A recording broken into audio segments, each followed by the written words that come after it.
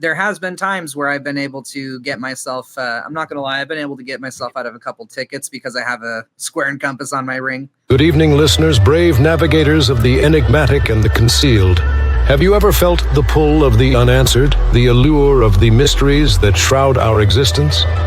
For more than a decade, a unique comic publisher has dared to dive into these mysteries, unafraid of the secrets they might uncover. This audacious entity is Paranoid American. Welcome to the mystifying universe of the Paranoid American podcast. Launched in the year 2012, Paranoid American has been on a mission to decipher the encrypted secrets of our world. From the unnerving enigma of MK Ultra mind control to the clandestine assemblies of secret societies. From the awe-inspiring frontiers of forbidden technology to the arcane patterns of occult symbols in our very own pop culture. They have committed to unveiling the concealed realities that lie just beneath the surface. Join us as we navigate these intricate landscapes, decoding the hidden scripts of our society and challenging the accepted perceptions of reality. Folks, I've got a big problem on my hands. There's a company called Paranoid American making all these funny memes and comics. Now, I'm a fair guy. I believe in free speech, as long as it doesn't cross the line. And if these AI-generated memes dare to make fun of me, they're crossing the line.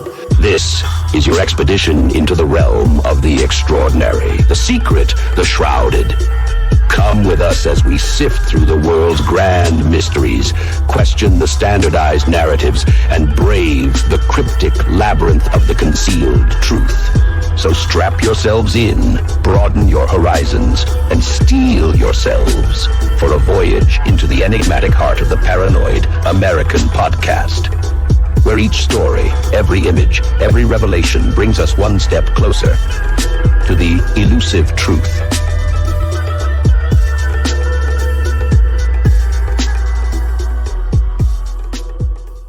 Hey, have you ever heard that Mozart was killed by the Illuminati or maybe even like the Freemasons or something? We're going to find out about that because we got a freaking expert today. It's Mike Samu, a.k.a. Magick Mike, and I heard that he's a traveling man.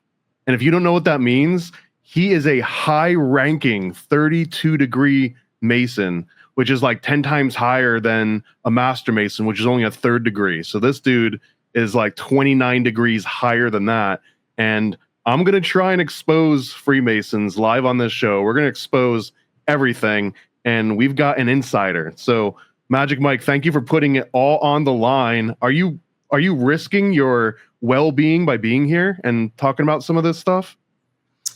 No, honestly, I think a lot of the brothers will actually really appreciate what it is that we have to talk about today. So I think I'll be safe. I think I'll be fine. Okay, we're all praying for you. And you've got a book coming out called The Mozart Cipher. We're going to get super deep into that. You've got some speaking engagements people can look. I'm going to put all your links in all the places that you normally see them. You've also got a pretty awesome Substack. It's got like 50 plus articles on there and growing. So if you like the stuff that we end up talking about today, you should definitely go and follow Magick Mike on the Substack. Welcome to my little like QAnon lair here, man. I appreciate you taking some time to talk to me. Yeah, I appreciate you taking the time to talk to me as well. It's very excited. Right, let's get serious here. Are you a cop? Because if you're a cop, you have to tell me that. You know that, right? I don't think that it works that way. Well, now I know you're not a cop because all cops know the law. So if you don't know the law, you're probably not a cop. Probably not a cop, man, to be honest. Yeah.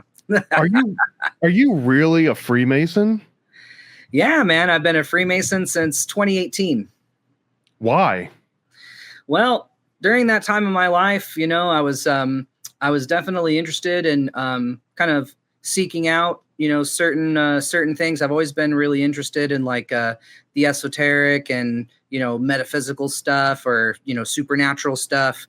Where I'm from, Joshua Tree, California, we got all kinds of crazy stuff out there. We got the biggest Marine base in the entire world is out there. So we get like UAP, UFO stuff going on. We get all kinds of crazy stuff, out there. There's ghost stories of, people being killed and thrown down mines and stuff out in the middle of the national park. So I've always been interested in like kind of the macabre, the weird, and also the spiritual as well. And so, I've always heard, things about Freemasonry and about how it, kind of is into that kind of stuff. So I joined, partly out of curiosity, but then also because I really just felt like that in my heart, I was just ready to receive the information that was about to be thrown down. Totally unrelated question. Is there any chance you specialize in taking blood from people? You know what I do? I'm a What? phlebotomist for my day job. Yeah, I'm a professional vampire. So, when you go to a Quest Diagnostics and somebody stabs you in the arm and takes your blood out, that's me. That's what I do. Okay, weird. Freemason that specializes in taking blood from people. I wasn't expecting that. Within, once you joined Freemasons, did you find other people that were also into the macabre and also into aliens and UAPs and stuff, or was it like a mixed bag, or how did that turn out? If that was one of the reasons that attracted you in the first place? Yeah, I would say yes and no. It's definitely a mixed bag. I mean, you have some brothers that are super into, weirder topics, esoteric topics, and then you have other brothers that are just kind of there to, probably just get some good pancakes and handshakes and, have a good time. So, you kind of have to sniff those other brothers out if you're joining. Most of the time, Masonry, their whole shtick or their slogan, unofficial slogan is to make good men better, and so that can mean a plethora of different things. So, it is kind of a Swiss Army knife kind of a group, where you have all kinds of different people that are just interested in the fraternity, some people who are interested in making connections, which is it is great for networking. I'm not going to lie. But then also those that are just interested in, the other stuff, the esoteric stuff. Do you think that Freemasonry as a craft has been diluted by social club aspects and charitable endeavors and venturing away from occult and esoteric topics? Or do you think that the new wave is just all about charity? I think it definitely did. I think that Masonry, for a significant part of its history post World War II, definitely strayed away and kind of became just like a good old boys club. But right now, it's an extremely exciting time to be a Freemason because you have all these younger guys, this new blood, they were raised in a society that is predominantly materialistic, very atheistic. Even if people say they go to church, in their actual day-to-day activities and their actions, they certainly don't, act as if they actually walk some kind of spiritual path. And so a lot of us, we were raised with, not a whole lot of options except for super strict dogmatic religion or just essentially just be by ourselves. And right now we're having a resurgence of a lot of brothers that are interested in revitalizing the spiritual and the esoteric aspects of the craft. So you mentioned the atheistic sort of mentality, these darn kids today that are always on my lawn. Yeah. As you shake your fist at the cloud. But this new wave of atheistic Zoomers, isn't that the one thing that you can't be to join Masonry? As soon as you're, I think it's 23 or something. I can't remember the exact age, but once you're in your early 20s, then you're allowed to join Masonry. But you got to be a dude, and you gotta also not be an atheist. I think those are the only real requirements, right? So, what is it about being an atheist that would be incompatible with Freemasonry? Well, it depends on what kind of Freemasonry you're going into. So there is, what is called regular Lodge Freemasonry. And so that's the kind of more mainstream, Grand Lodge of California, Grand Lodge, United Grand Lodge of England. Those are regular Grand Lodges. But there are chapters of Masonry that are out there, like co-Masonry. That's one with blackjack and hookers. I mean, yeah, you essentially get a whole mixed bag. Anybody can essentially join as long as they don't want you to be a criminal, so sorry about that. But, other than that, you got to wait until you join the Jesters, and then you're allowed to do some criminal stuff. Oh, exactly. Especially up in the Hollywood Hills with all the Scientologists. You got it. Absolutely.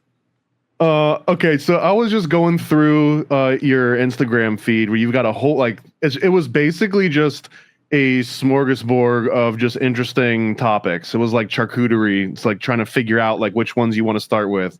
Right. So The one that drew my attention immediately is something that you had on there and just said the Mozart cipher. And I put 2 and 2 together. You are a super high-ranking 32nd degree Masonic, like, what do they call that? Like the super majestic king degree or something. You're up there. Yeah, the Prince of Quails. That's awesome. Yeah. Prince of the Royal Secret. What is the Royal Secret? Can you tell us? You know what, man? I might be getting into some interesting territory here, but yeah, I'll tell you what the Royal Secret is. What? It all has to do with the actual name Freemason. So a lot of people, they think it's kind of weird, right? Like, I don't know, like you got your elks, you got your Moose Lodge, you got your mooses. Yeah. So like, why Freemason? Like, why are we even called that? And so the reason why is because the term Freemason just essentially means that you don't have a master. So back in the day, if you were a master mason, you could essentially be under the you could essentially be contracted or be under the rule of a certain baron or prince or whatever, king. So essentially a Freemason was to distinguish a master mason who was under the rule and governorship of a sovereign person, or if they were their own sovereign person, they were free to travel. They could do whatever the hell they want. They could, they could fuck off and go somewhere else. Are you allowed to swear on this, by the way? This plays in kindergartens, but I'll edit it out and I'll put whatever I want in place of that. That's fine. But yeah, so you could freely travel. So a Freemason essentially means that you're a sovereign person. So the real royal secret is just the fact that you, by your divine birthright, are a sovereign person who can do anything that they want. You don't like the way that a current president is behaving. It shouldn't matter. You are a sovereign individual. You don't like it, change it. It's essentially taking ownership of your own life and saying, if I don't like the way that my life is, it's my fault.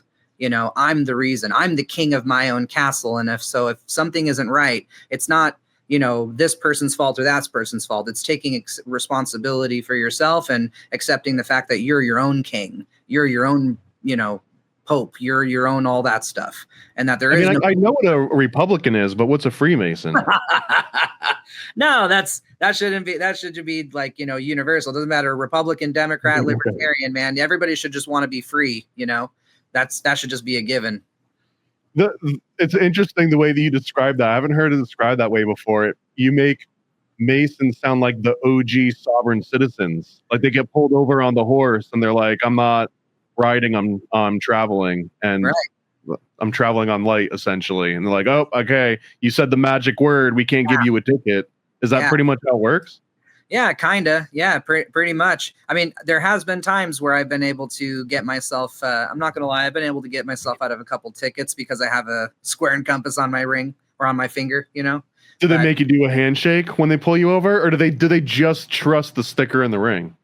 No, they'll give me a handshake. They want to make sure that I'm not, a Cowan or an eavesdropper. They want to make sure I'm the real deal. So. Okay. How do you prevent yourself from laughing when someone like tickles your palm when they're doing like the magic Mason shake? Is that part of the secret? It is part of the secret. It's being able to control every single aspect of your energetic body literally at all times. So I don't do any bodily movement without having some sort of conscious will to do it. Okay, let's steer this back towards Mozart a little bit. There's plenty of tangents, even within this topic, right? So first of all, didn't Masons kill Mozart? Isn't it disrespectful for a Mason to be talking about Mozart and writing a book on like the guy that you personally murdered? A lot of people would understandably assume something like that. So, no, definitely not. He was a really awesome Mason. He was a great brother, and so I'm really excited to be writing a book about him. It's pretty intense. We're going to be definitely uncovering a lot of. We're going to be revealing a lot of secrets in the book. So I'm excited. Okay, we're going to try and squeeze a couple out of you here, and I'll give you some of my credentials. And I just recently published a comic with my good friend Donut called "Are You Under Illuminati Mind Control?" That's the name of the title on the front of it. And Sweet. in that book, it's basically a whole breakdown of the Bavarian Illuminati, historical to modern day. And one of the premises, I'll spoil a little bit, but one of the premises is kind of like taking the most ridiculous claims of today. For example, Lady Gaga concert are all designed by Freemasons, and that like the VMAs, Freemasons, the Super Bowl halftime show, all Freemasons. And it's like, come on, what would Freemasons want to have to do, or Illuminati? The same thing, right? We'll get into the nuance, but same thing. What would the Illuminati care about children and pop music? Like, why would you even want to back that? But then you go and you look at the actual Bavarian Illuminati, and there they were backing Mozart, Beethoven, Bach as child pop stars, and using that as influence to like, here's the culture. And now in the case of Mozart and the Mozart cipher, literally encoding Masonic messages and secrets into the same music that then get perpetuated by the system, which was like the Bavarian elite, and that becomes this popular music of today. So why, if they're doing it in the 18th century, why wouldn't they do it in the 21st century? It's a good, hey, that's a really good point. You know, ultimately, you know, through entertainment is the best, that's the best propaganda. You know, some even would argue that all entertainment really, especially today, is essentially that. It's all propaganda. So I could definitely understand where they're coming in. Huh? Except for this show. Yes, absolutely. No, there's no secret. I'm sure there's no secret backing of any kind on this. I wholeheartedly agree. Definitely not, until the check's clear, at least. And one of the other claims in the back of this book about Mozart and Beethoven and Bach, and that Mozart, he wasn't the child pop star at this time. He was kind of like a young adult into adulthood, but sure, he was like tight homies with at least 7 cataloged members of the Bavarian Illuminati: Heinrich, Nepomuk, Edler, Franz, Friedrich, Lichnowsky, Sweden, Blaumauer, I think. Like he had a whole bunch of different friends. That's the guy from King of the Hill, I think, Blumauer. And so I guess the story is that he wrote the Magic Flute, and inside the Magic Flute, there's either some notes in a certain sequence, or maybe something that was in the background of one of the displays, is like they're performing this on a stage. But through multiple means, Mozart was leaking out the secrets of Freemasonry, and because of that, they killed him. And everyone was so afraid of the Freemasons that no one even attended his funeral except for a dog, right? Like his dog trailed this empty. That's sort of the legend that I think I heard, you know, many, many times growing up, getting into like 1990s alt chat rooms about Freemasonry and stuff. So this is the original story. How is that not the truth? They're like, because you were almost implying that like he left on good terms with everybody. So like, what do you even know where that like funeral procession story came from? Yeah. So, I mean, back in the day, you know, like we, you know, through our normal Western lens and in the society that we're raised in, you know, we have a lot of like these biases, and we have like a lot of these things that we have to try to kind of break through when we're looking at historical events. And so one of the things that kind of probably trips us out is the fact that, you know, back in the day, you know, not everybody really had, you know, their own grave, their own cemetery, their own whatever. There was what was called common graves. And so for Mozart, because he wasn't part of the actual aristocracy, not even just like, you know, you could be like, a layman or whatever, you know, could be in part of the bourgeoisie, which is like the middle class, right? But you don't actually have royal blood. And so if you don't have royal blood, you're not really going to be entitled to the same respects that, you know, just a normal person will have. And so even though, and that's something that Mozart struggled with his whole life. And in fact, most of his political leanings were inspired because of how he was treated, because even though everyone said, wow, you're a genius, wow, you're amazing, wow, you're, you know, God's gift to music, but then he was treated like a second-class citizen just because he didn't have royal blood. He wasn't born of royalty. He wasn't actually a member of the aristocracy. He was just kind of like their, you know, he was just there to entertain them, to keep them from killing themselves from boredom, because all they did was eat, sleep, and fuck all day, you know? So, yeah. So, he was, he was actually very political, and he was one of those people where, unfortunately, because he wasn't born in aristocracy, they gave him a commoner's grave. They gave him a commoner's funeral. Now, I will say, one of the misconceptions that people have is that that's all that he got, was just a commoner's grave in some plot. We don't even know where his actual body is or any of that stuff. But he did actually get a whole lot of celebrations all throughout Europe. So even though his official funeral was very bleak and by our sensitivities really fucking sad, that was just common. That was just a common thing back then. They still partied it up. They still, kept on playing his opera. They paid his, widow, the royalties and all that fun stuff. So she was able to stay afloat. So even though Mozart, obviously was given a commoner's burial, he was definitely still celebrated. You know what I mean? Just maybe not with his dead body present, which personally I wouldn't think is a very big deal, but What was the secret message that he encoded, and how did he encode it? Can you tell us that without like spoiling your whole book? Yeah. So I mean, throughout the entire opera, not only within the music, because within the music you can certainly tell just even based off of like the key that it's in, right? So like E flat, that has three flats in the signature. So like that's supposed to be an allusion to Masonry because everything we do is in threes, So yeah. Hold on. Does that mean that any song that's an E flat could technically be a Masonic song? Yeah, you could make that argument, I guess, potentially.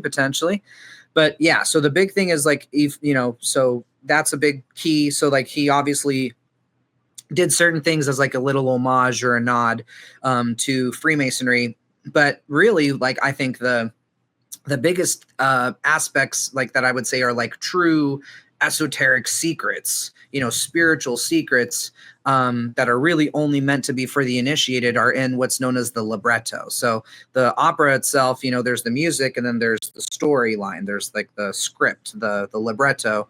And in the libretto is really like, it's so full of esoteric secrets that I had to write an entire book about it, So some of those secrets range from, why are we here? Like literally just that question, like why the hell are we here? Why do we exist? What's the answer? I assume the answer's in there if it's a secret. It is, yeah. And so that's in there. Again, like this aspect of reclamation of sovereignty, how to become the prince of the royal secret in your own life. That's in there.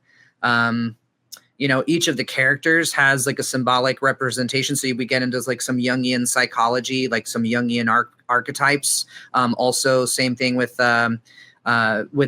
Joseph Campbell. So we go through kind of the mythological aspect of the libretto, and we dissect every single symbol, every single thing. And some of this stuff straight up leads us to the Golden Dawn. So the formation of the Golden Dawn that happened later. That played an integral, some of those secrets are actually in the libretto in and of itself. And then later on, when I joined the Golden Dawn, I was like, holy shit, these are tying to the same thing. They're all trying to communicate the same thing. Now, granted, in the Golden Dawn, you're just given the curriculum, it's not a secret to you because you're initiated, but within the libretto, you'd really have to see it over and over and really mull it over and meditate on it before you probably were going to get it. Okay, so if the Masons didn't kill Mozart for spilling the secrets, did they kill William Morgan? I do kind of believe that it's very, very likely that William Morgan was killed by Freemasons in New York. I really do believe that they killed him. The only other thing that I can think of is that they gave him money to go up to Canada, because there was some rumors that they bought him off and that he went up to Canada and essentially disappeared. But then, we'll never really know for sure. Okay. There are some even more fringe theories that William Morgan never existed and that he was invented by the Masons just so that they would have sort of like something to point at, like, and this will happen to you. And they're like, I've never even heard of William Morgan. They're like, exactly. And you never will again. And so the original story of William Morgan, it was a guy that claimed that he was going to write a full expose on Freemasonry in the early 1800s, and allegedly he was killed by Masons, and the way that he was killed was supposed to have been done as nods to some of the blood oaths that you take in Freemasonry, and that this was supposed to set an example of don't do what that guy did, right? That's the official story. Yeah, don't betray your obligation. You know, that's one of the things all of us have to swear on a some kind of holy text. Doesn't necessarily have to be the Bible, but we do swear on an altar. We have certain obligations that we take, and so you know, if he was going to be dishing out an expose, and not only that, but the dude was just also super crooked. You know, he was constantly in and out of debtor's prison because he was a gambler and like all these other things. He loved prostitutes and all these stuff. So definitely someone that Jesus would have loved to party with. But besides that, you know, yeah, he didn't. He definitely probably got what was coming to him for sure. No, we're not going to shame the dead here. Justice for William Morgan. I also saw on your Instagram feed you had a picture of Joseph Smith. Very, very bold of you. It's somewhat of a controversial figure both inside and outside of Freemasonry. Have you ever heard that he was married to William Morgan's ex-wife? I mean, that'd be crazy if he. I mean, look it up, dude. This is not just crazy conspiracy conjecture. That the wife of the William Morgan was apparently one of Joseph Smith. I know when you have a bunch of different wives, I guess it's like a numbers game at a certain point, but he ended up getting, just William Morgan. Yeah. I know there's not a lot of, the population was a lot less back then, but that's still pretty wild. You know, Joseph Smith. Coincidence or what, man? I think that he would probably, if he found out, if like someone like pointed her out, like at a pub or some kind of social setting, and they're like, "Hey, did you know that was the daughter of so-and-so?" I'm sure that would have given him a raging. He locked in. Yeah. Because Joseph Smith was definitely obsessed with the Masons. He became a Mason because he, like me, interested in the esoteric, interested in weird stuff. And, it's very possible that even through some of his Masonic connections is probably how he learned to scry. And then from scrying, he developed the Book of Mormon, which is pretty crazy. So, and if you look at Mormonism, the way that it's structured, even their temples, all those different things, it kind of is just a big Masonic ripoff. It really is. Well, the Magick underpants are literally just Masonic symbols from the 3 degrees that are etched into the clothing that have to touch your skin, and that's what makes them Magick underwear. So yeah, it's sort of Masonry all the way. Do you think that William Morgan made a cooler version of Masonry for his time? I mean, the fact that number one, not only are women allowed, but you can marry a bunch of them. So that might be something that makes it a little bit cooler. It does definitely get to be, sometimes Lodge can be kind of a sausage fest. I'm not going to lie, but I definitely think that. I definitely think that he took some of the things of Masonry and then he definitely blew them up, definitely cranked that shit to 11. On that note, actually, because in Europe and in the UK, like UK Masonry is co-ed now. It's like men and women can both join, go through all the different degrees. In the US, it's still very heavily segregated. You can join Eastern Star, and then there's like the Daughters of the Rainbow or whatever it is for like the girls, and then there is the De Molay chapter for like the boys growing up. But essentially, unless you go into co-masonry or a regular masonry, the standard versions of masonry in the US are now and have always been male only. Yep. Good thing or a bad thing? You can just pick one, good or bad.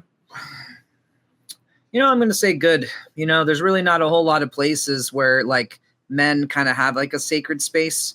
So, whenever when this thing gets brought up to me, so I lecture every once in a while at the Philosophical Research Society, which is in LA, and every time, and I swear to God, every time that I do a lecture over there is at least one, usually a woman that stands up or somebody that stands up and they ask, "Hey, why men only?" Like it's sexist. It's all. And you're like, how did you get in her? Have her removed immediately.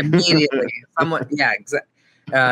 So essentially, My opinion is just like, like when I worked at yoga festivals in Joshua Tree, there was sometimes certain places where it was like a woman's only workshop. It was women's yoga and, or a men's only, meditation or something like that. And it was supposed to be able to kind of allow people to tap into like a certain kind of energy and, just to feel comfortable and different things, a certain level of vulnerability that you're able to experience.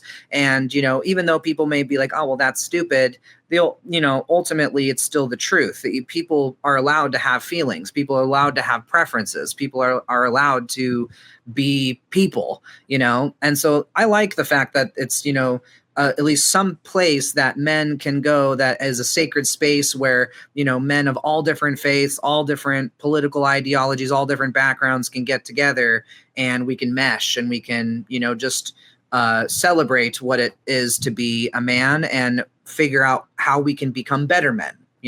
I think it's a good thing.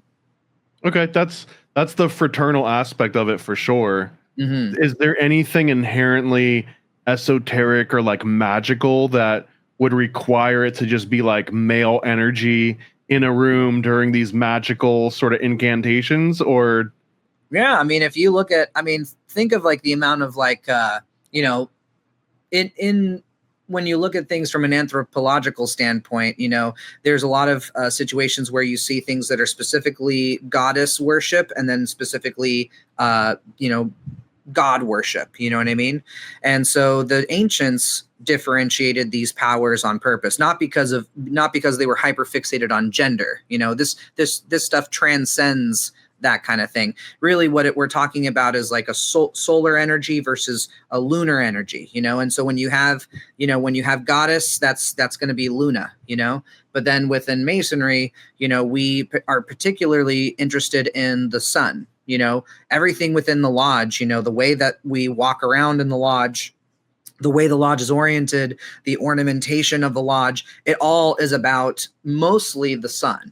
There are, we do have certain like lunar emblems and things like that because, you can't really have only just the receptive power or, the projective power. You also need to have some balance in there. But the main thing I would say Masonry essentially is a solar cult, even if you really want to get down to brass tacks.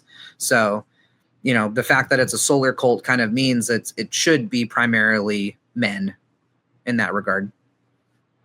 Now, does solar cult's a great term. I'm glad that you used that and not me. So if Freemasonry is a solar death cult, and I threw the death part in there because there are, I guess, obligations that you make that condemn you to death, right? Are you allowed to talk about any of those?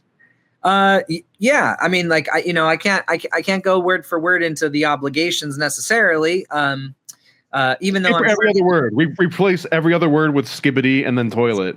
There you go. Gosh, man, that would be a mental exercise because these obligations, they're long and you have to memorize all this stuff. So that'd be a very difficult mental exercise. What if you've got a really bad memory? Like what if you have all the criteria to be a great Mason, but for whatever reason you've got a medical issue that you can't memorize things? Are you just screwed? Are you just never going to be a brother? They do have what is known as like the shorthand or like what is known as short form, so like we do allow, but you have to at least be able to do the short form. You know what I mean? Like you at least have to have that capability. Otherwise it's probably not. There is a certain thing in the obligation about not allowing certain people that are like you can't be completely senile, so like Biden should have never become a Mason technically. No, I'm just kidding. Was he? Did he become a Mason? Well, so there's a Catholic. Well, yeah. So like that's the weird thing is Prince Hall, so Prince Hall, if for those of you who don't know, is like African American Freemasonry. So essentially back in the day when, some lodges, especially down south, were not cool with African Americans in their lodge, or especially like, people who had been slaves or freed slaves in their lodge. So they made their own. They made their own thing. It's called Prince Hall Freemasonry. And so in Prince Hall, they have this thing called on site, being made a Mason on site. And so the Grand Master of of a jurisdiction of Prince Hall, they can essentially just make someone a Mason on site, which I think is bullshit. It's to be completely honest. I think it's one of the stupidest and silliest things that we even, I can't believe that we even have that, but that's just my own. And this so is only Prince Hall Masonry that's allowed to do on site. Yeah, so Biden, that's what happened. He met with the Grand Master of one of the Prince Hall jurisdictions, and the guy made him a Mason on site. And I was just kind of like, all right, dude, for sure. Like, I mean, honest question here: if someone's like, I'm a Prince Hall Mason, do you have to say I'm an on-site Mason, or you just get to be a Prince Hall Mason, period, and you don't even have to let? Is it like Barry Bonds in the Baseball Hall of Fame, and then it has like a little asterisk at the end of his name that's like, and steroids? Right. No. So I mean, like most Prince. So like, if it's a Prince Hall jurisdiction that your Grand Lodge as a Mason considers regular, no, they don't have to make any kind of distinction. It's just they're a brother. You know what I mean? Like they're a brother. They're a part of a regular now. But if they, if they were made a Mason on site, and somebody was to know, like one of us was to find out, I'm sure it would definitely, ruffle some feathers. Some people would probably be like, oh, well, that guy's not a real Mason, So. Really, but wouldn't becoming a Mason on site like that? This is new to me. I didn't know that this. I almost feel like kind of like how Mormons can like baptize you after you die. Like you don't get a say in it. You can just like, start going around and like someone that just hates Masons, like Masons are controlling the world. You could just be like, and you're now a Mason. Like no take back. Funny, dude. Honestly, like that would be pretty great for just the Grand Lodge or for the Grand Master of Prince Hall to be like, and the entire world is Masons on site. Like now, like the whole thing is a fucking moot point. do you have to like direct? Because I am aware that during COVID, there were some like Scottish Rite where people could be promoted through all the different degrees, and you could just log into like a website and pay attention and maybe answer a questionnaire, and then bam, now you're 32nd degree Mason. So does that mean that technically you could be on-sited in like a Zoom call too? Or do you have to like go to a lodge and dress up and like put on a funny hat? Man, honestly, I'm not super sure.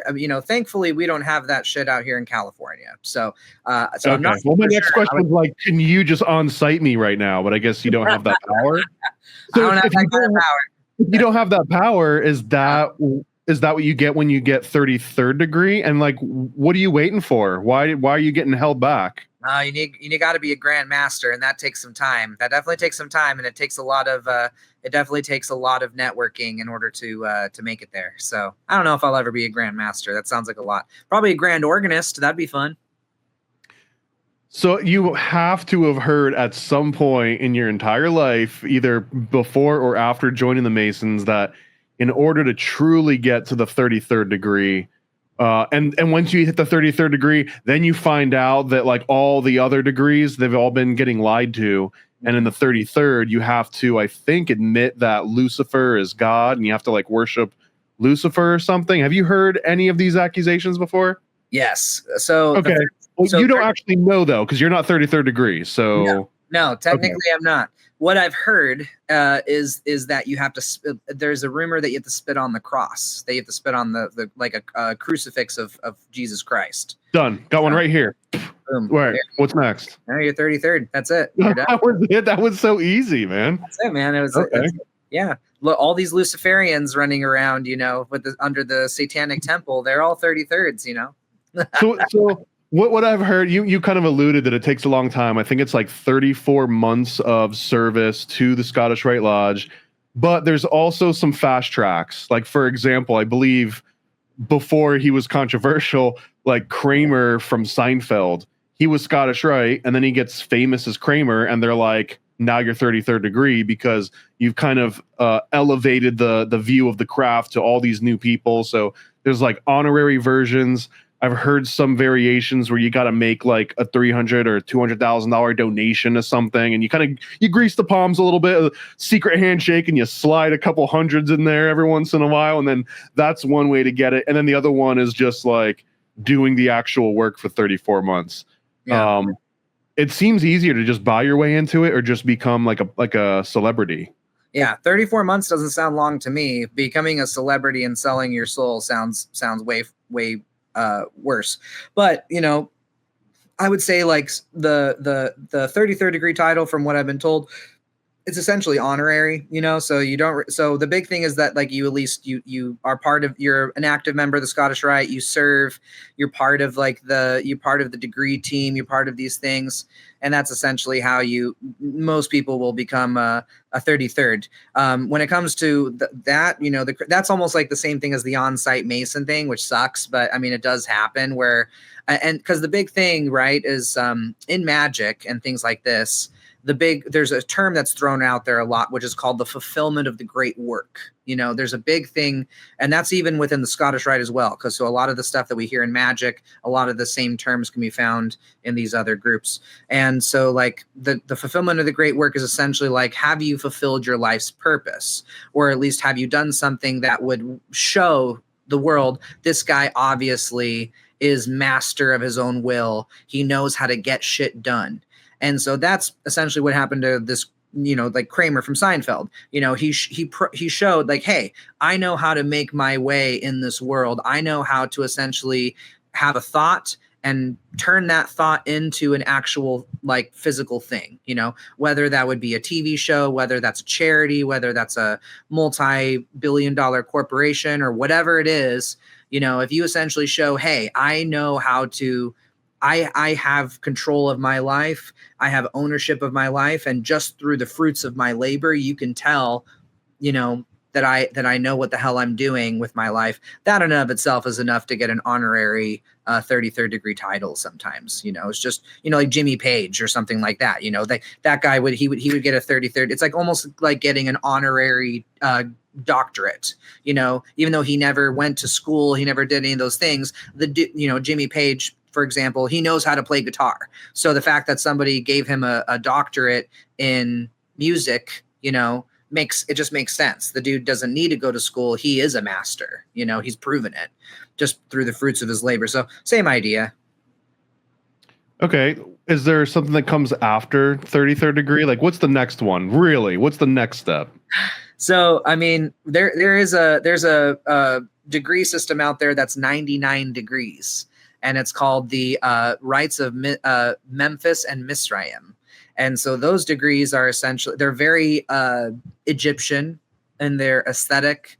And that's kind of their whole get down is the Egyptian rites of Cagliostro along with the rites of Misraim. And they just kind of put them together and had like this like megazord of masonry that's 99 degrees. It's pretty intense. I haven't been able to experience them because they're only on the East Coast, and Europe.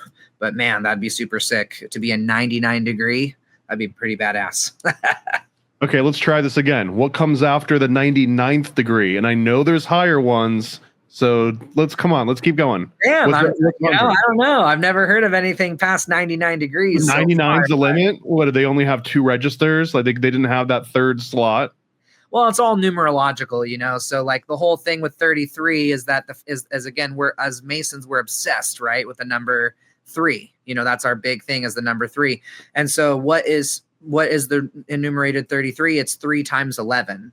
And 11, essentially, when you get to the number 10, right, that represents completion. Number 11 is the start of transcending the end for immortality and replacing that end with immortality. So 33 is essentially a way of saying that I have achieved immortality thrice. I'm the thrice greatest, and I'm, thrice greatest of the grand poobahs and all that fun stuff. So that's really what that means. When you're looking at these systems, it's, it's the number that's chosen isn't just arbitrary. It has a numerological or geometric root that has magical power, has meaning.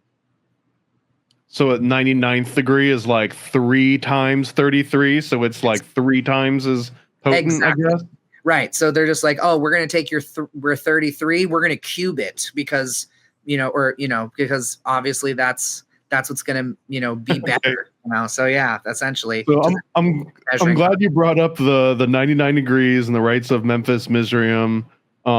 This one's interesting because, okay, there's 2 different angles here. The first one, and this one is totally allegedly, but when the Bavarian Illuminati started to fall out of favor because they got exposed, I believe it was Carnegie that put together all these different degrees that were supposed to be like enticing the existing Freemasons, because the Bavarian Illuminati, correct me if any of this is incorrect, but my understanding is the Bavarian Illuminati, they're around right around this time of the convent of Wilhelmsbad, and during the convent of Wilhelmsbad in Bavaria, you had a whole bunch of Freemasons that were LARPing as Knights Templar, essentially, and like swords and outfits and fancy degrees and titles. And it caused a rift within the Masons, because some of them were like, guys, you look silly, you can't prove the lineage, let's cut it out, because no one's taking us seriously with you LARPing with like your Ren Fair gear. So they kind of all get together and they're like, all right, no more LARPing in Ren Fair gear, we don't want to look silly anymore.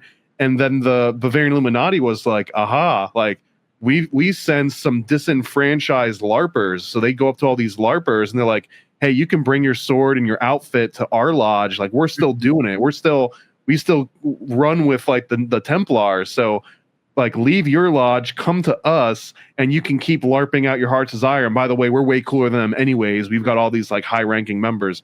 So they kind of bolster their numbers with all of these ex-Templar LARPing Freemasons. And then when the Bavarian Illuminati gets discovered, all these Masons, they're already Masons, they just go back into their lodges, but they go back into their lodges with all these new degrees that have been spelled out.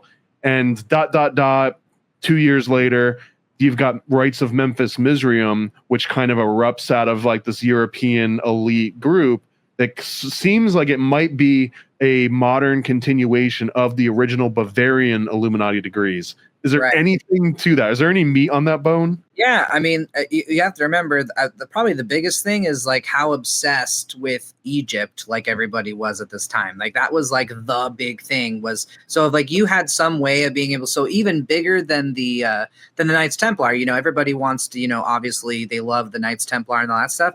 But what I think that they were even more obsessed with was the Egyptian rites. Everybody loves and wants to experience, you know, these Egyptian rites because they think it's the oldest thing we got. You know, now we know that that's not true because now we have, you know, like the Library of Ashurbanipal and stuff. So like, you know, we know that there's stuff that's way older than Egypt. However, I will still say Egypt is just absolutely fascinating. And so it just makes sense that these guys would gravitate towards this stuff and that they would be obsessed about it. And in fact, the main connection that Mozart had to the Bavarian Illuminati, Ignaz von Born, you know, he wrote kind of the book on, literally, he wrote like a pretty long article.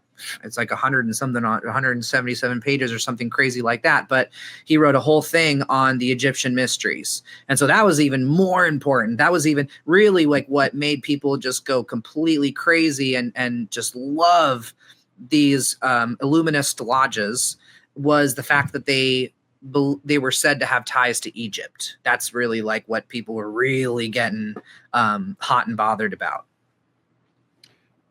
Was the Bavarian Illuminati just a Marxist psyop movement by communists?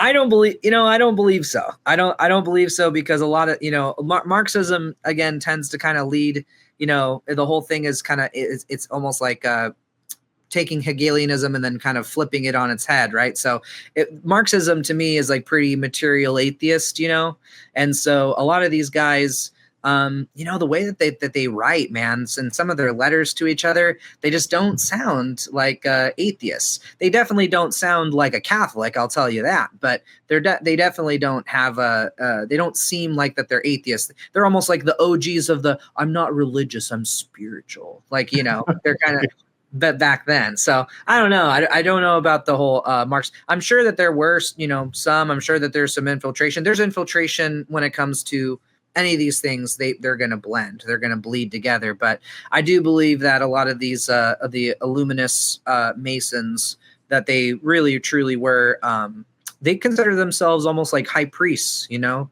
in very many ways.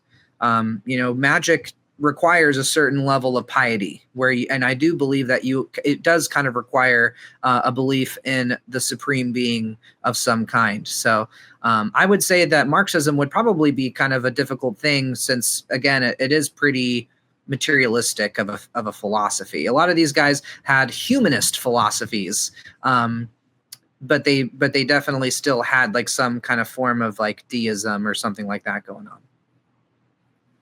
What do you think the Templars were doing with those cat butts?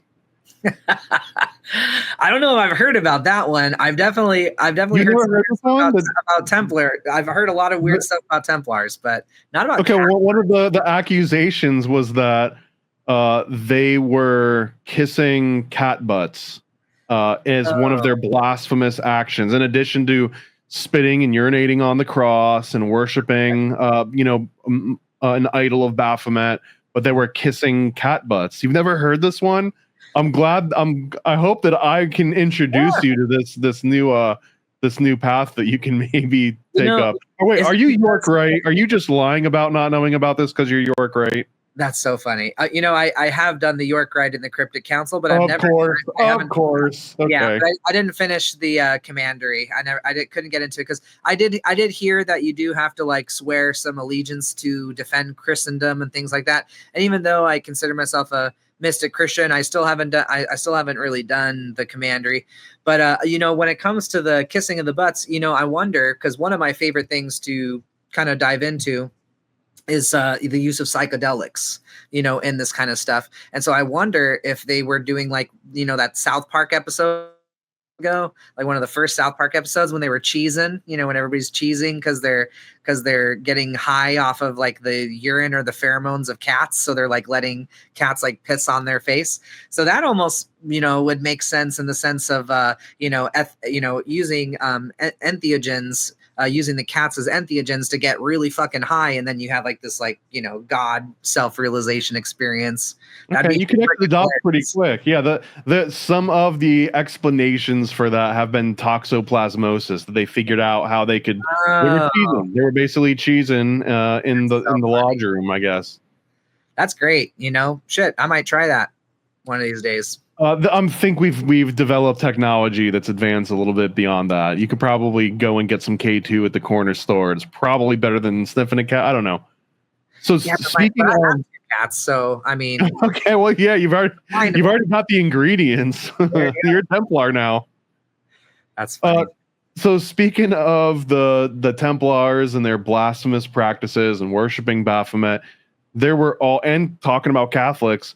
This was also brought up again in the 1800s by a well-esteemed scientific person named Leo Taxil, who proved he infiltrated the Masons, or he had a friend that infiltrated the Masons, and he proved that they were still spitting on the cross and that they were still worshiping Baphomet and some leverages of like human sacrifice.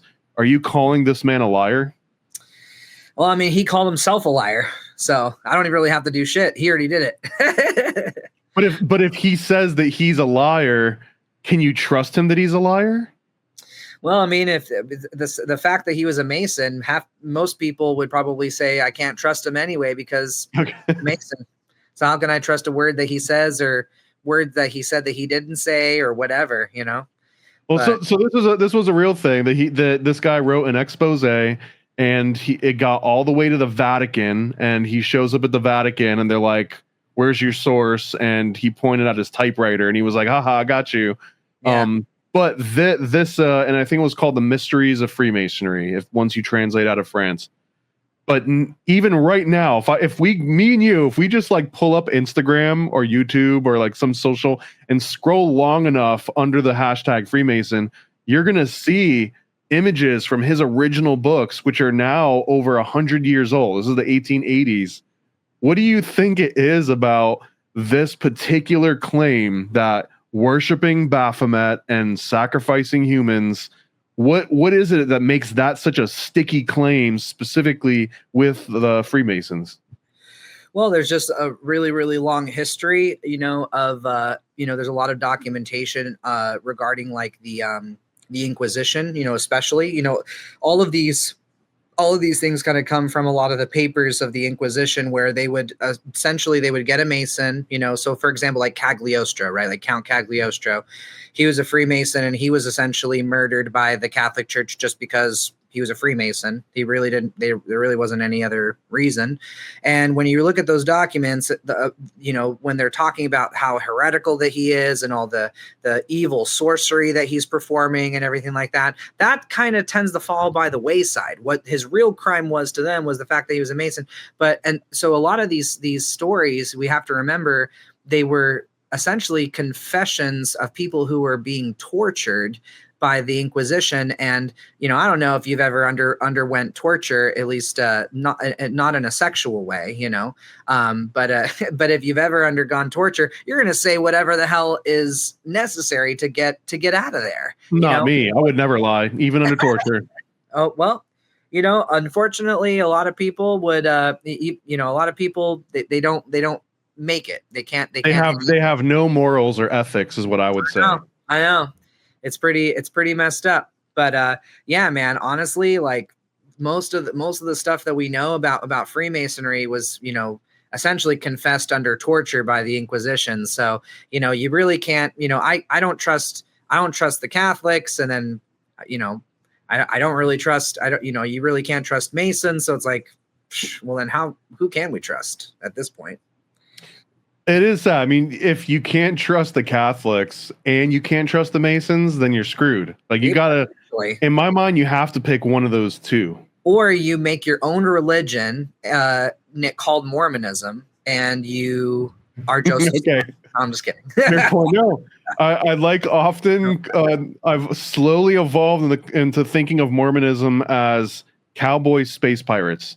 Because essentially they started out literally as cowboys in the Wild West with guns and funny hats and the whole thing, like riding horses. They were absolutely cowboys. Also one of the only modern religions outside Scientology, which I think is also directly connected to all this, that acknowledged planets and even talked about people living on the moon, like interdimensional or intergalactic people. I think there were like Amish people on the moon, Joseph Smith wrote about.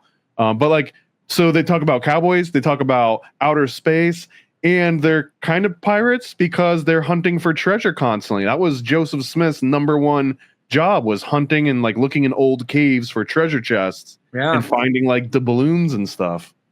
Or just straight up mining gold, raping and pillaging the West. They did a great job. But I mean, it's crazy, the amount of stuff that's in in Mormonism that, again, as a Mason, you go, holy crap, like that totally connects to Lodge. Like, you can see where he's picking these things from. It's pretty wild. So, I mean, possibly an improvement. So let me also wind back though, like the connection of Mormonism and Scientology, because I think that Aleister Crowley even wrote about Joseph Smith being a prodigious sort of occultist, that he kind of respected his game a little bit. So Aleister Crowley being inspired itself by Joseph Smith, and then Aleister Crowley's teachings essentially forming the basis of Scientology through Jack Parsons and L. Ron Hubbard. You could almost say you don't get Scientology without Joseph Smith, and then Joseph Smith being absorbed by Aleister Crowley of all people, and then you get Scientology, and then from there you also get the Church of Satan and Anton LaVey and all this. So there you go. I've just connected Freemasonry to Satanism. Done.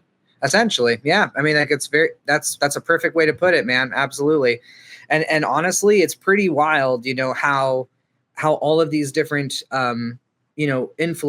all of these things influence each other. And I think that's kind of one of my favorite things about Masonry, is that a lot of us that are interested in the esoteric aspects of the craft, we definitely go down the rabbit hole as far as comparative religion. And so you eventually reach this point, where you essentially have to decide if you're going to become a perennialist or not. And the perennials, our idea is that there's a clear white light of wisdom that's been passed down through the aeons. Now, granted, it's experienced a hell of a telephone game, if as it's gone through the ages. But even the crappiest religion, if you were really to do some alchemy and distill it down to its absolute core, you're going to find the light. You're going to find true wisdom. You're going to find truth. There is no religion higher than truth. And that's ultimately what a religion's trying to say, right? Is that, hey, I know the truth. You don't. Those guys don't. I do. And so, it is interesting to see how this clear white light, how this ancient wisdom, this truth has been essentially changed and distorted and perverted, and then purified again, and then distorted and perverted again. It's pretty interesting. All this talk about light and like seeking light is very Luciferian, right? So isn't there another perspective here that being ignorant is maybe the best thing that you can do? Like the most honorable thing is being ignorant, because it would not be Luciferian. It would be like Jesus take the wheel times 100, right? Like if like I fully believe in Big J, and the Big J is going to always steer me right. So why do I even need to learn about any of this? Yeah, I mean, how I see it is that the Luciferian aspect of things has definitely been like distorted. It's definitely been something that has been misunderstood by a lot of people. But the whole Garden of Eden story, is essentially like this idea of living in the bliss of innocence and ignorance, right?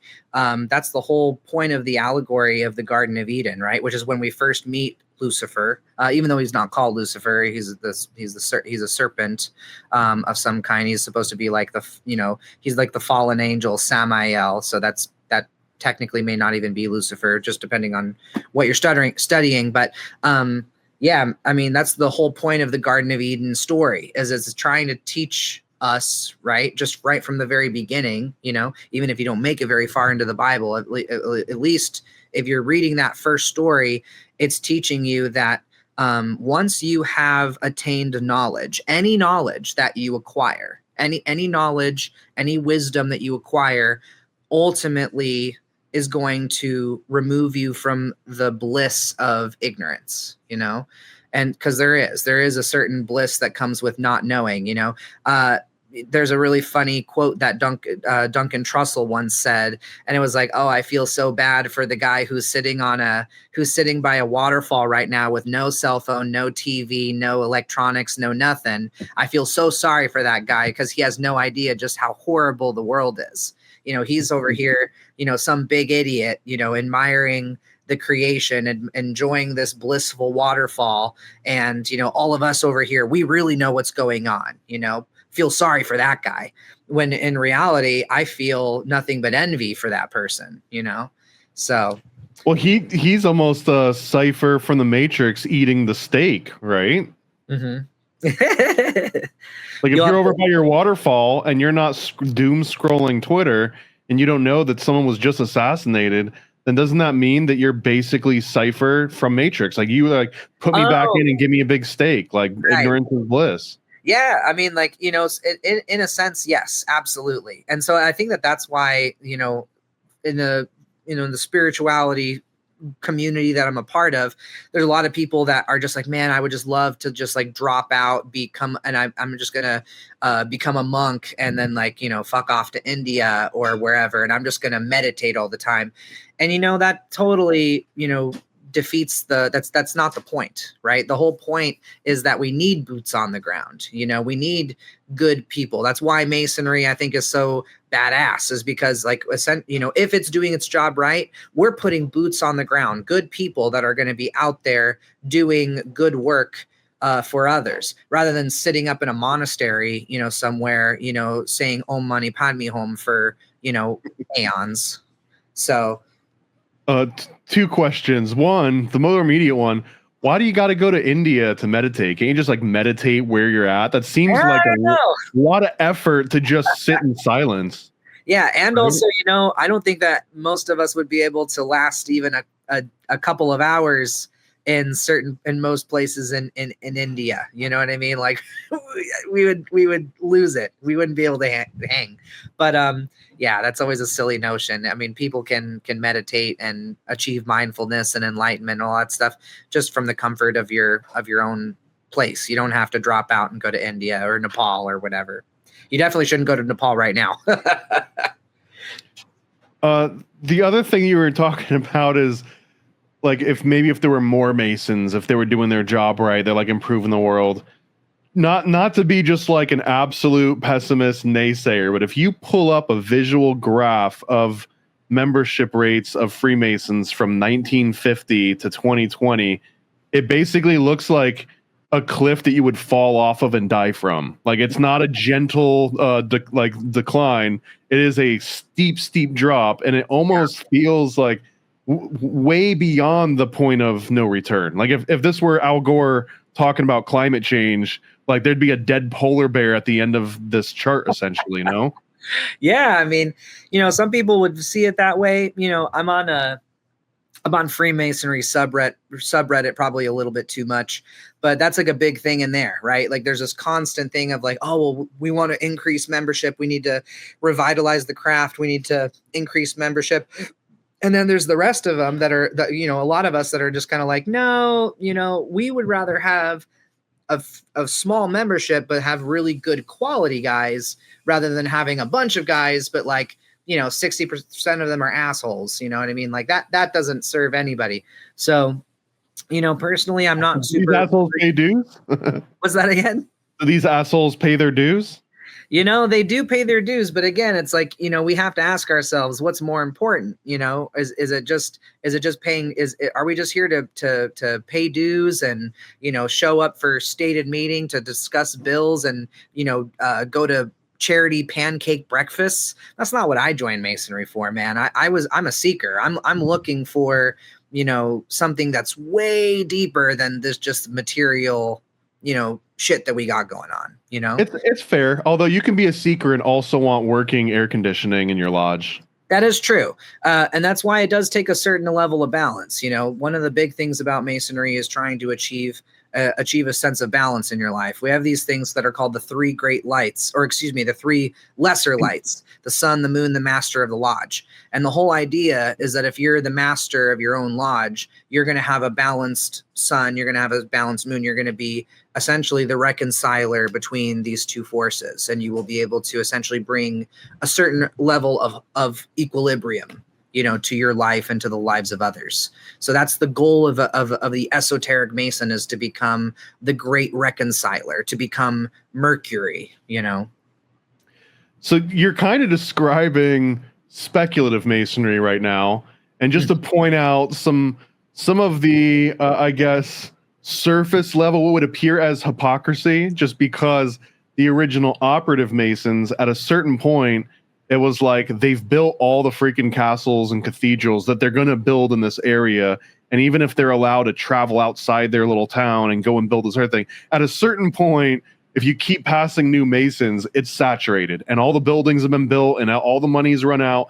And now it's like, how do we keep this Masonic brethren going, especially since we got people dying, we got to pay out their kids and their families. So the operative Masons were like, all right, well, I got this rich money bags, guy in my town here. And man, he really wants to be a Mason. So maybe we can make like a special kiddie table Masonry where you don't accidentally hurt your thumb, putting in nails or whatever. You're not going to accidentally drop the big pillar on someone. And they're going to be an operative guy. They're not going to do anything. They're just going to kind of like observe and talk about it. And then at a certain point, those operative guys became so required in order to just keep the funds, right? Just to like keep everything going, that it overtakes the operatives. And I can almost imagine the operatives on the way out, like, you guys don't know real Masonry. And then they're gone forever, right? And now you've got these operative Masons, and then like a new wave coming in where it's like shaking fisted cloud. But that, like even speculative Masons themselves have already lost part of like the original point of like operative Masonry. Do you think there's like something major missing? The fact that you're not out there building castles and cathedrals? Are you like missing out on like the real secrets?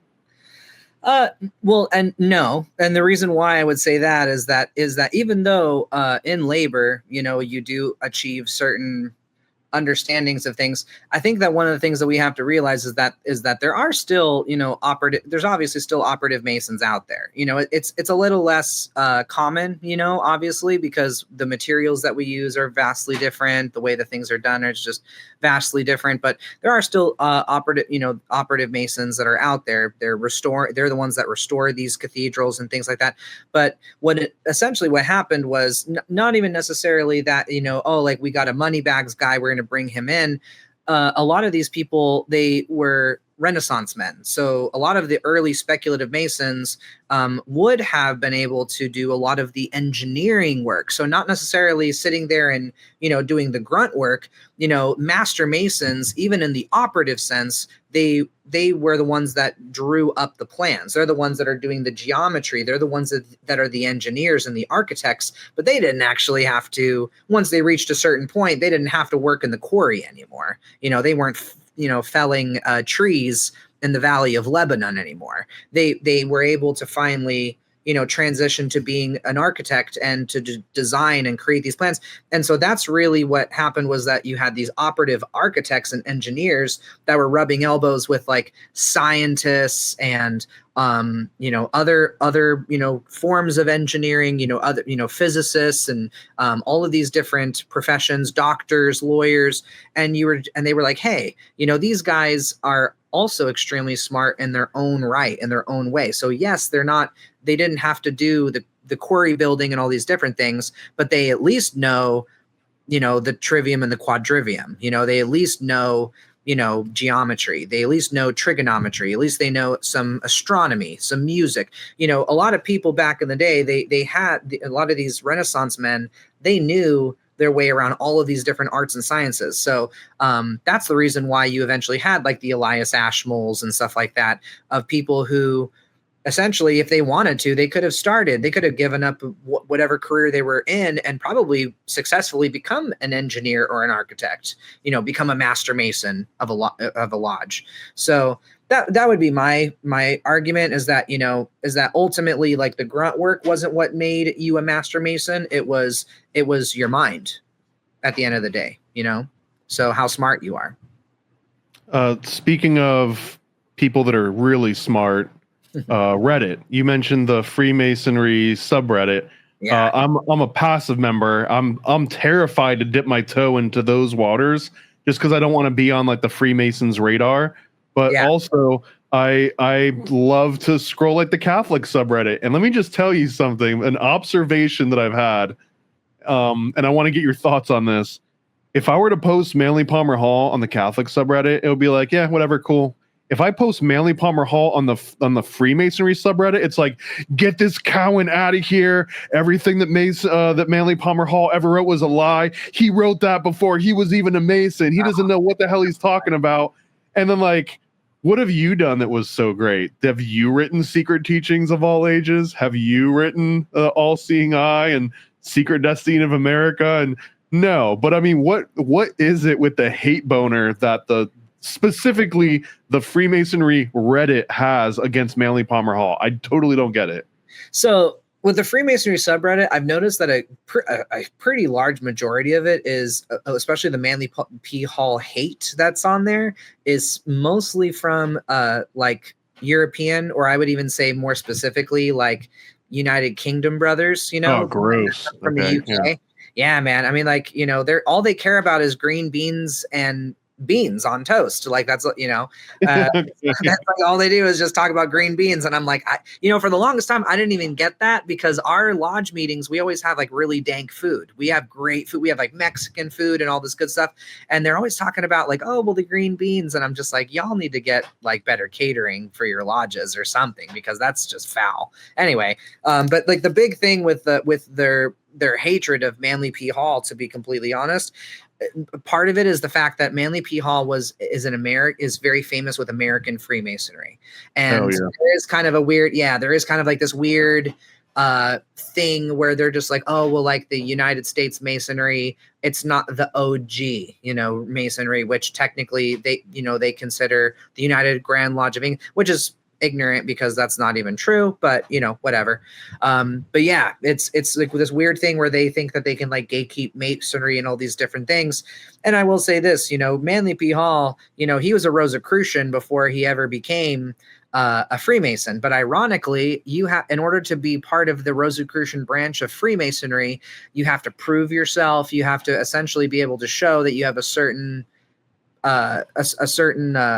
intellect in order to be able to even join a Rosicrucian branch of Freemasonry. And so, but he was already an initiated Rosicrucian. So a lot of the things that, you know, a lot of things that he was writing about were essentially, number one, there were plenty of exposés. There were so many at the time that Manly P. Hall came around, there were so many exposés. All the dude had to do was read some of the and they're pretty much word for word what our ritual is. You know, you can get a copy of Duncan's right now, and you essentially have almost word for word, maybe with some archaic terms and some certain extrapolations and weird things that we don't use anymore. But yeah, you can just get that shit right now. You know, even in Albert Pike's Esoterica, you know, he has in the back, he has an entire thing which is an expose that was published shortly before, you know, during his time, and it's word for word what we have going on essentially today. Even some of the passwords and shit are the same, you know, which is kind of a little freaky, but you know, yeah. You mean Albert Pike, the KKK guy? Oh man, don't get me started on that. No, I don't think he was KKK, but he was a Confederate. He was a Confederate general, so that's why everybody says that he was the KKK, because he was a Confederate general. So, but yeah. So even in that, you know, there were that. So, and Manly P. Hall, people forget, like he had a perfect memory. So he's an autodidact. So he was able to read a book once, and you could just ask him, hey, where did this come from? And he would be able to say, oh, on page this sentence at this. He was literally like, you know, he was that much of a genius. So when he read those things, he would just he knew what it was. And then during deeper meditations and contemplations, other studies, he made these connections, right? So the fact that people get all upset that Manly P. Hall was, you know, spilling secrets before he was, or was writing about Masonry before he was actually initiated, you know, I just think that that's just a nice thing for him to do, to essentially like wait until he's, you know, older to become initiated, because he understood that the obligations that he was going to swear on, because again, all of this stuff has already been exposed. It's all written in plain English out there, you know?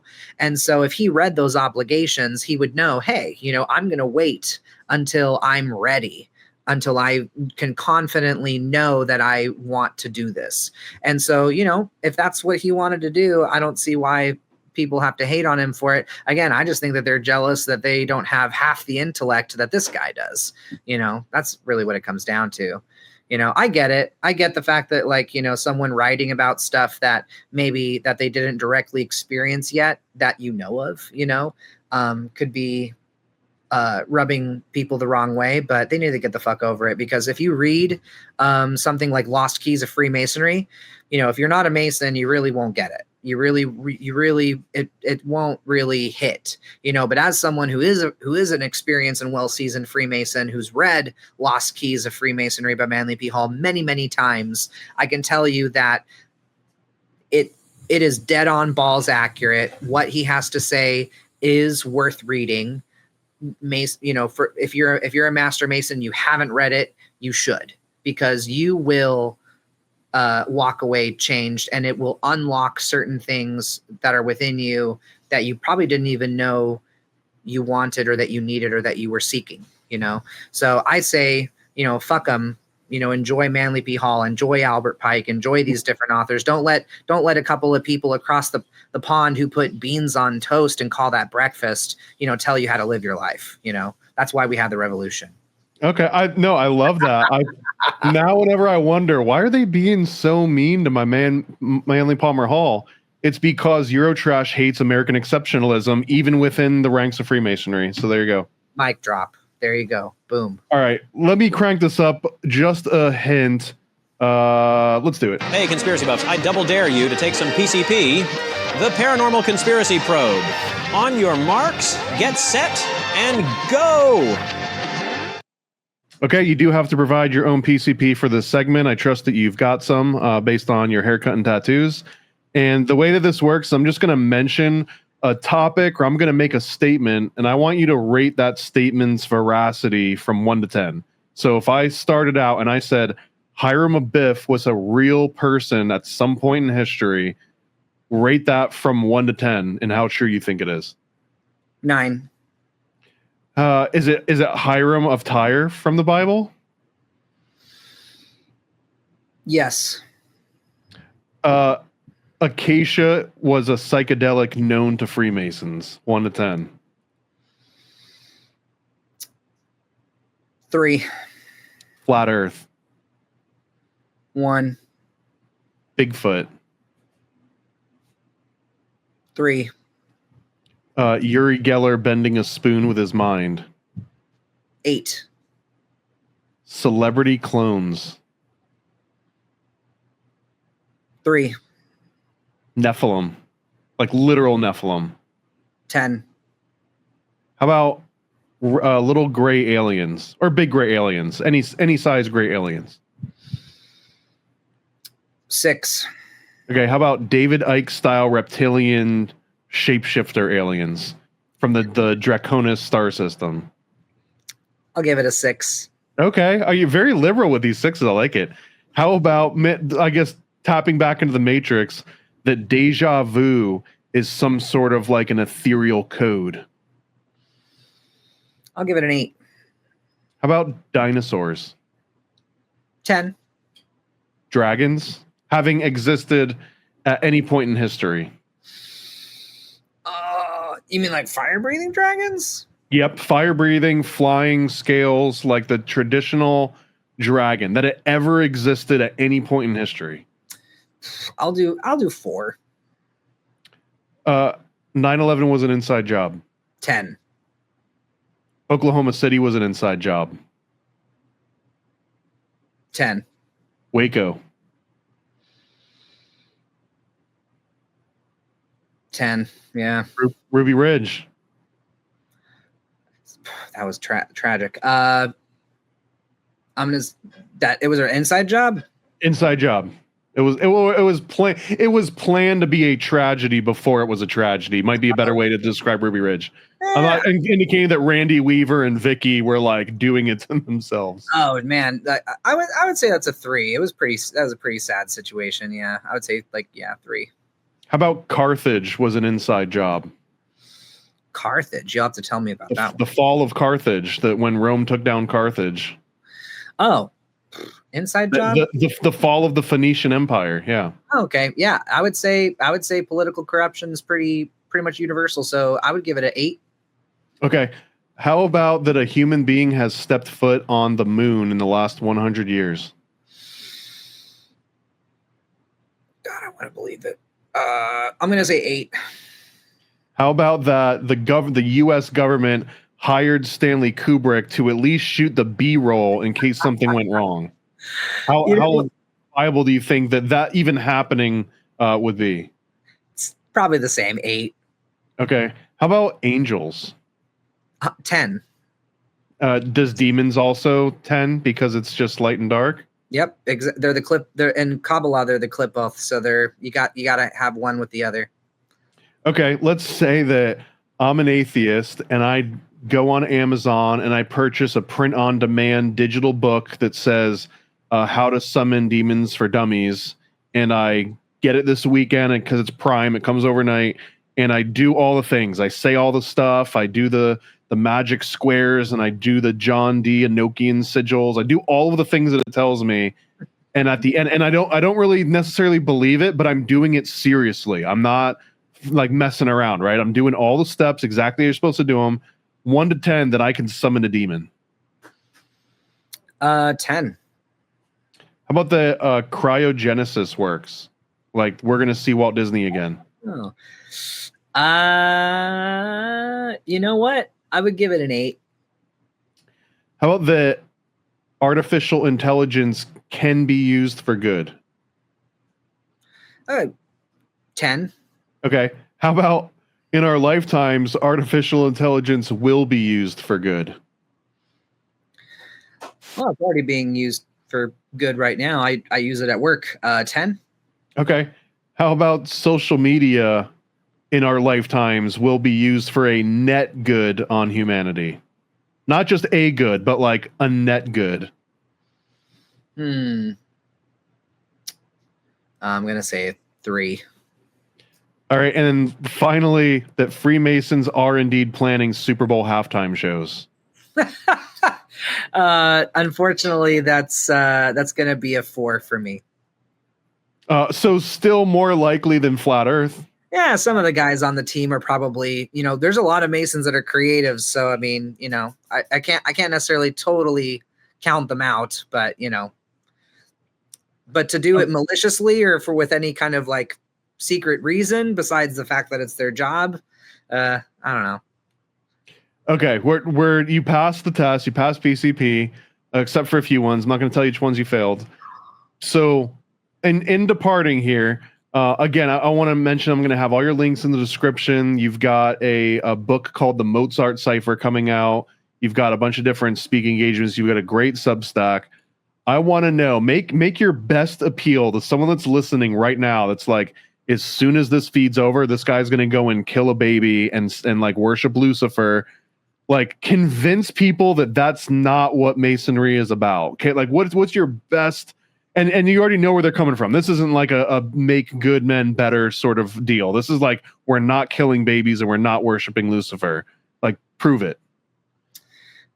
Because the Catholics are doing it. Okay, great.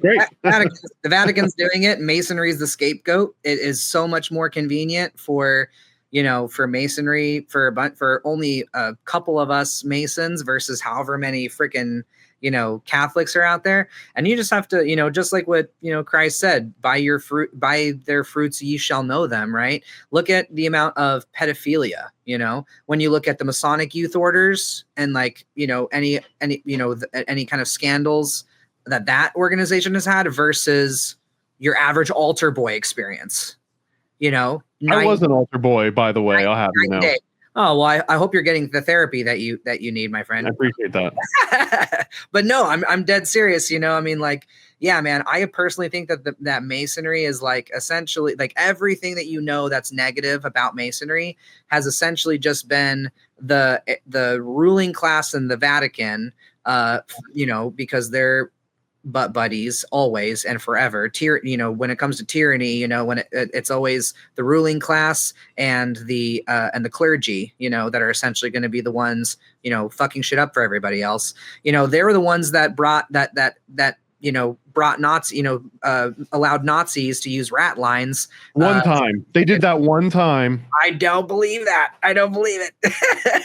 but yeah, or you mean like one period in history? Yeah, they did that. They only the Vatican only supported the Reich one time in history. Let's not dwell on it. Okay. All right. I will concede that. But I'm sure that like the Vatican is just, that is where all of these things, and it's such a great thing, right? Like if you have, for example, like it's kind of the same thing that the Clinton and Trump Russia collusion thing, right? Like as soon as all of a sudden Hillary started getting all of these like weird things saying that she was like partnered with Russia, what did she do? She flipped it. She's like, I'm not the one that's partnered with Russia. Trump is. And people loved that narrative. They loved that thing. And so it just snowballed into this whole thing. But, ultimately they both are, right? Like the real truth is probably somewhere in the sense that they both are. They're both somehow in bed. They're all in bed with each other. All of the ruling classes in bed with each other. The whole thing is a freaking fugazi. And so what do you need? You need a scapegoat, right? For everybody to say, oh no, that's the real pedophilic satanic cabal. It's the Masons, the ones who are, building hospitals and doing all of this charity work. They're the ones doing it. Couldn't possibly be, one of the most corrupt and horrible institutions who's literally responsible for the death of probably historically, millions, if not close to billions of people, So not the Masonic scapegoat, but the Catholic scapegoat. That's the one that's behind it all. That's what I think, man. That's where I'm at. Do you delineate between Catholics and Jesuits, or is it just like one big pool? I would say that primarily, the individual, lay Catholic, I don't think that it's them. I know for a fact it's not them. If you're a true devoted, Catholic, that's one thing. But yeah, the Jesuit and essentially anything that's part of the actual administrative aspect of the Vatican, that is where I am like, I think that you're the real bad guys here. You're the real Illuminati here. I actually love this line of conversation just because some of these same things, it's like, oh, well, just normal Catholics, they don't really know what's going on. They've kind of got the wool pulled over their eyes. Dude, when I read about Masons online, it's like, oh, this guy's just like a 3rd degree Master Mason. He's not a 99 degree Memphis Mizraim, like Grand Poobah of like, right. the Nocturnal Night or whatever. So clearly he doesn't know. He's so low level. He's not making decisions with the other 33rd degrees that are like kissing the toes of Baphomet, right? So right. It's sort of potato tomato a little bit. Oh, it is. Yeah, we can just constantly, pass the buck back and forth between each other, for the rest of forever. Absolutely. Okay. What about, last question, this is going to be a little bit of a wild card too, like, what about that Freemasonry is just Judaism for Gentiles? Have you ever heard this before? Oh man, this is a hot freaking topic, man. I will say, especially with everything. Three words or less in Gaza. Oh shit.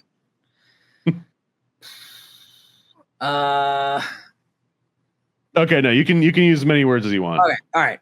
I would say no. There's that when it comes to the there's a lot of things that we don't do. Judaism has certain rules and laws. You can't wear textiles that are mixed. So you can't have that poly cotton blend. If you're a Jew, we do. We routinely wear. We don't follow any of those things. We don't observe Sabbath. We don't do anything. And again, Masons can be Hindu. They can be Jews, they can be Muslim. I know brothers that are pagan, that are straight up like, Odin's my guy, so. Could you spaghetti monster your way into Masonry, or would someone blackball you at a certain point?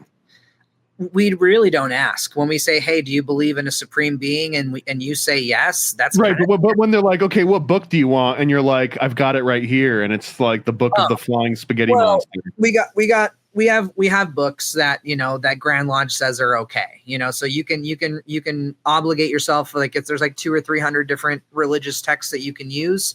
You can even stack them up. I saw obligations of brothers that had like 12 books stacked up on top of on the altar. Why stop at 12? I want every book in this lodge on this altar right now. We would, hey man, I think that we would have to accommodate. I think, I don't know. Dude, we could keep going on for hours and hours. I'm going to let you go just so that we've got something left over to talk about on the next time. You always want to leave a little cream on top, right? So that's what we're doing here. Mike Samu, aka Magic Mike, aka the highest ranking Freemason in the United States of America, 32 degrees. Soon to be publishing this Mozart cipher book. Look out for that. What other parting words of wisdom or projects do you want to plug on the way out? Yeah, man, I'm a lecturer. So, if there's any brothers that are listening to this and you found this entertaining and you want to learn more, then reach out to me through socials. Let's link up and set up a lecture together. I also do tarot card readings as well. So, if you're interested in, trying to figure out, maybe some direction or something like that, you want a little bit of alchemical counseling, reach out to me. I'd be happy to do a tarot reading for you. Follow my Substack.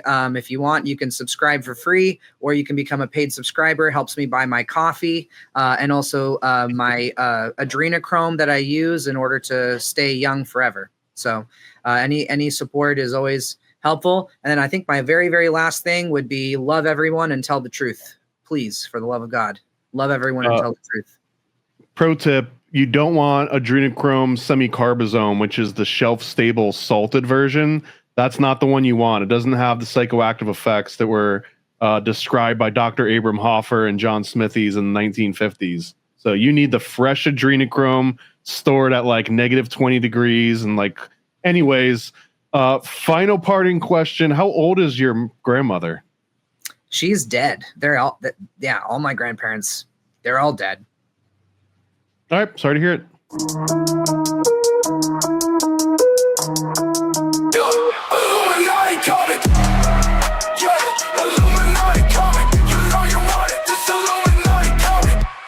Learn about the full history of the Bavarian Illuminati. Adam Weishaupt, Alumbrados, Jesuits, Rosicrucians, Freemasons, and more. From the 18th century to modern day, we expose it all.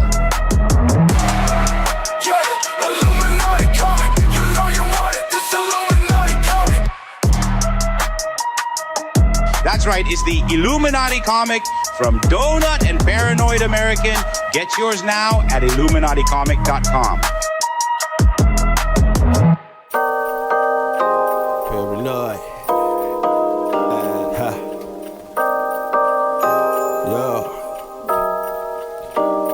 I scribble my life away, driven to write the page. Will it enlighten your brain? Give you the flight, my plane, paper, the highs ablaze. Somewhat of an amazing feel when it's real to real. You will engage it. Your favorite, of course, the Lord of an arrangement. I gave you the proper results to hit the pavement. If they get emotional, hate, maybe your language, a game, how they playing it well without Lakers. Evade them, whatever the cost, they are the shapeshift. Snakes get decapitated, met is the apex.